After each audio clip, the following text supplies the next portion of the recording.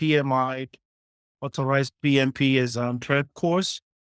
This course is about becoming a career project manager. So I welcome you to this class. Project Management Institute has been around since early 1962, organizing project management examinations. They have multiple exam package and products. Project management is one of the utmost examination they conduct. The goal of this class is to prepare folks to become project manager. The first video is about welcoming and to give you background. What is Project Management Institute? How this class is structured and who is the instructor. And I'll give everyone opportunity as well to briefly introduce themselves. So who am I? I am Abraham Tulu Aburi, also known as Tulu Radiant. Most of my products are aligned to Tulu Radiant. I have a working WhatsApp line is on the screen. If you go to that solo.to, which is /trading, you have all my products in there. Let me see if I can demonstrate it quickly. So everything I'm doing, I put in this organized page here. If you haven't subscribed to my social media channel, I recommend and also ask respectfully if you all can link with me outside the class. I sometimes post some activities there. So what is Trading LLC's cover? We have multiple products and services. One of them is called Calling and Career. Calling and Career is giving an opportunity to discover your purpose, vision, and workplace and develop that during your discovery and then transition yourself into a professionality. That lead us to the next part of we call pre-work. Pre-work is where we help you become a professional. So how to master and know your onions in different layers of your career. That career, I call it workfield because your workfield is where you become the best of yourself.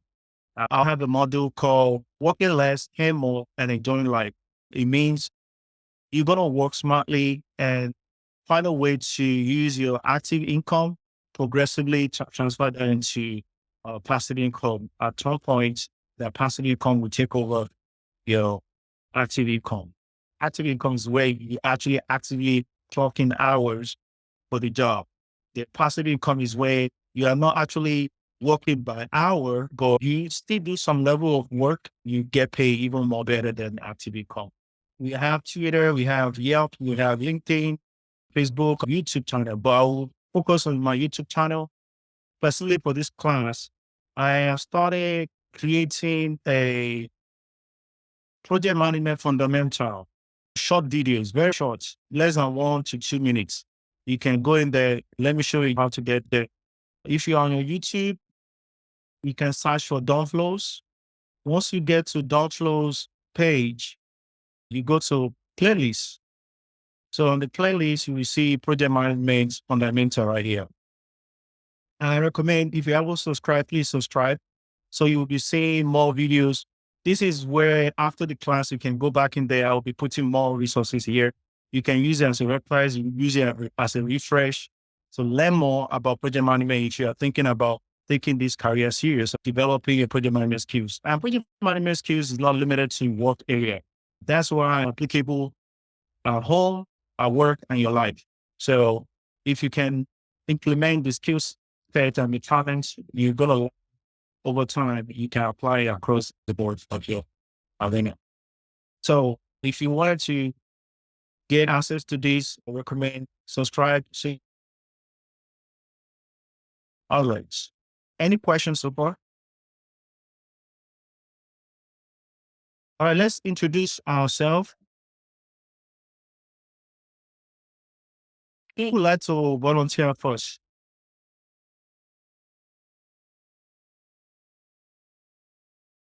Hi, my name is Mariam Ba. I'm a registered nurse trying to get myself into the project management field. I'm a mom with 3 kids, and of course, I'm trying to make my life a little less stressful. Thank you. Thank you for the introduction, Miss Mariela. Hello, my name is Abimbola. Well, I've been in management for so long. Just adding this, I think, will be great to see where this takes us. I don't know what else to say. Well, other than I'm excited and I'm super honored to be here being trained by amazing trading. So thank you for having me. Thank you.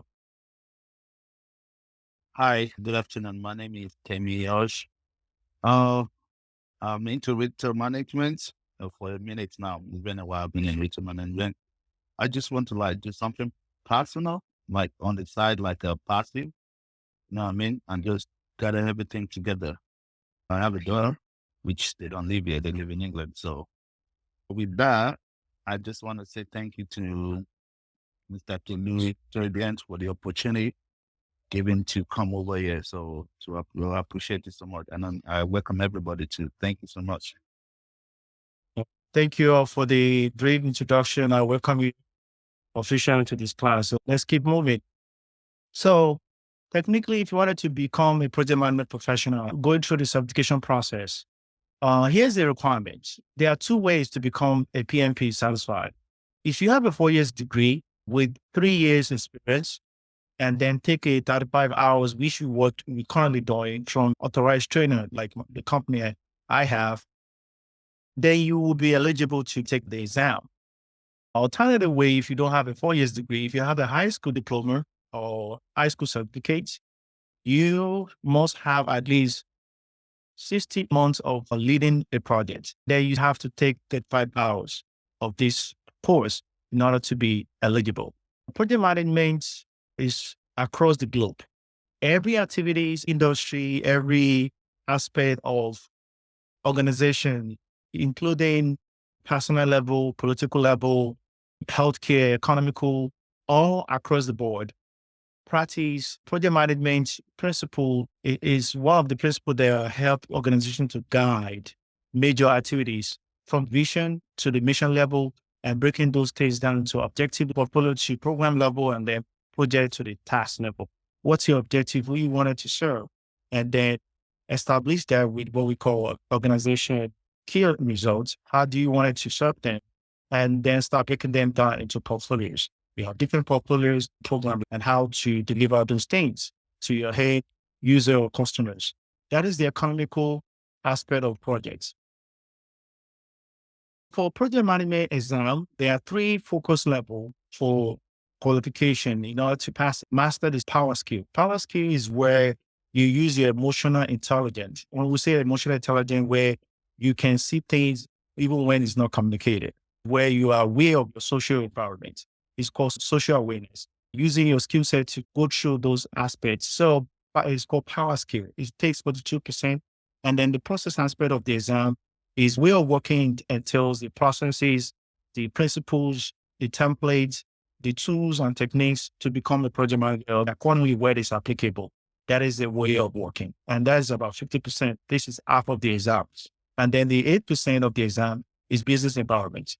For every project manager to function in any environment or any industry, you need to master your industry, your business environment. If you find yourself in the finance, master your environment. If you find yourself in the IT, master your environment. If you find yourself in the healthcare or change supply, master your environment. Not just only for the exam, but for the practical aspect of the project management. The learning topics for the project management is going to be focusing on 6 areas. So the first lesson is called business environment. The second lesson is called start the project. So about this course, I want you guys to familiar with these icons. If you say icon that shows these two arrow is basically saying is predictive. Predictive is waterfall. Waterfall is something you can predict step 1, step 2, step 3, step 4. Agile is what we call adaptive because it's iterative. It is cyclic in approach, something that is change adaptive, it's change friendly in the environment. That is why they have this icon. It goes in a circle. So predictive is waterfall. Waterfall is the traditional way, old school way. If you wanted to build construction, you want to build airplane, you want to build ship, you wanted to build big scale projects, they have to know the start and to the end before they start. Nobody build a house without knowing all the rudiments, how to do foundation, do the lintage, all this detail before you start building. These are the what we call predictive or waterfall. You know, you do foundation, you do structure, you do decking, you do all that, and then plumbing, all that is predictive. But in adaptive methodology, they are more flexible. Adaptive is not really applicable to construction. In most cases, adaptable is not applicable if you are building an aeroplane, because if you keep changing, that means you keep wasting money. Adaptive is now mostly applicable some motor vehicle. People that build motor vehicle, you cannot really use adaptive unless you are doing software, something that is intrinsic in value. Adaptive is more function, like IT.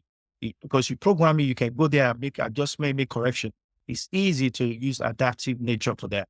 Adaptive nature also easy for when you have policy. It's really hard to make changes, but if you have for internal aspect, you can make those changes. So adaptive is something adapt to change. You adapt to environment, something that is flexible, something that can be easily tweaked. So you hear some organizations say, oh, we cannot do that. If you call them, oh, I wanted to make it, oh, you cannot do that because they are not adaptive in their approach. So organizations that are adaptive in their approach are the one that every time you make a complaint as a customer, they welcome your complaint and try to satisfy you. That's adaptive nature. Every organization that adopts that principle, you will see that in their approach. Then when you see hybrid is the combination of adaptive nature and their predictive nature. So they merge both of them together and apply them when it's necessary. If you see automobile nowadays, we have electric cars. Some of the electric cars have software in them, they have computing in them. Those aspects you can apply adaptive nature to it. You can program it, you can update the software. Those are the adaptive nature of it, aspect of it. But for the mechanical aspect of the car, you cannot adapt it. You have to predict.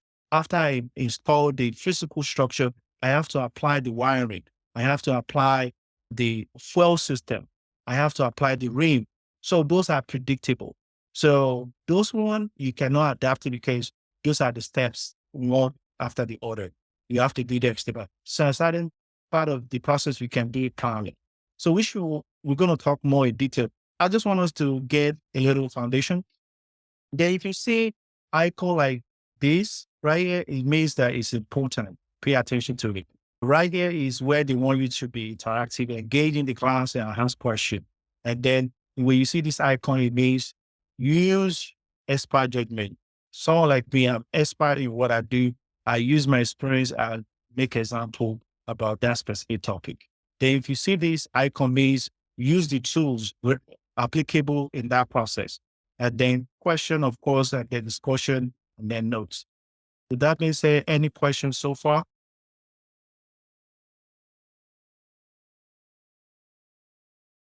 All right, this completes the introduction aspect